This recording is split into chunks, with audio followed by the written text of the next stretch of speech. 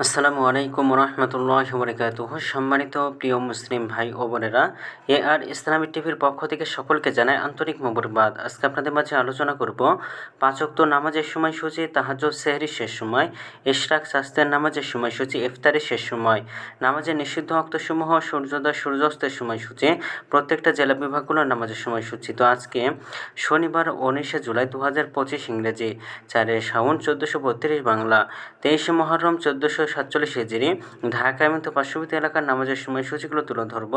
তারপর অন্য জেলা বিভাগগুলোর নামাজের সময়সূচিগুলো আপনাদের মাঝে আমরা আলোচনা করব।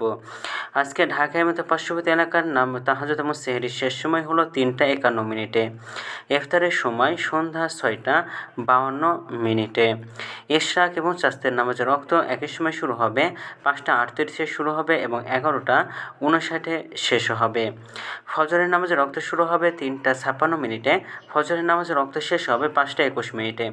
জোহরের নামাজের ওয়াক্ত শুরু হবে 12টা 6 মিনিটে, শেষ হবে 4টা 43 মিনিটে। আসরের নামাজের ওয়াক্ত শুরু হবে 4টা 44 মিনিটে, আসরের নামাজের ওয়াক্ত শেষ হবে 6টা 46 মিনিটে। মাগরিবের নামাজের ওয়াক্ত শুরু হবে 6টা 48 মিনিটে, শেষ হবে 8টা 12 মিনিটে। এশার নামাজের ওয়াক্ত শুরু হবে 8টা 13 মিনিটে, এশার নামাজের ওয়াক্ত শেষ হবে 3টা 55 মিনিটে। এখন আমরা আলোচনা করব নামাজের নিষিদ্ধ ওয়াক্তসমূহ সম্পর্কে।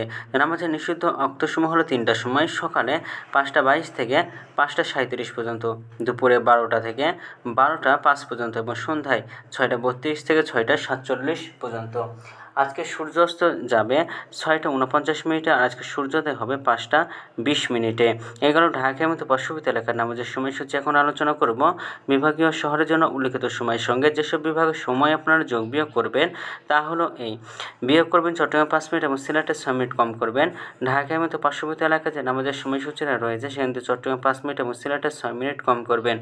যোগ করবেন খুলনাতে 3 মিনিট, রাজশাহীতে 7 minute, Rangpur 8 minute, Barishal 1 minute বেশি করবেন ঢাকা এবং পার্শ্ববর্তী এলাকায় যে নামাজের সময়সূচিরা রয়েছে সেখান থেকে। তো আজকের ভিডিওটি পর্যন্ত ছিল, আর এই সূত্রগুলো নিয়েছি ইসলামিক ফাউন্ডেশন থেকে। তো ভিডিওটি ভালো লাগলে অবশ্যই চ্যানেলটি সাবস্ক্রাইব করে পাশে থাকবেন। ধন্যবাদ সকলকে। আসসালামু আলাইকুম রহমতুল্লাহি ওয়া বারাকাতুহু।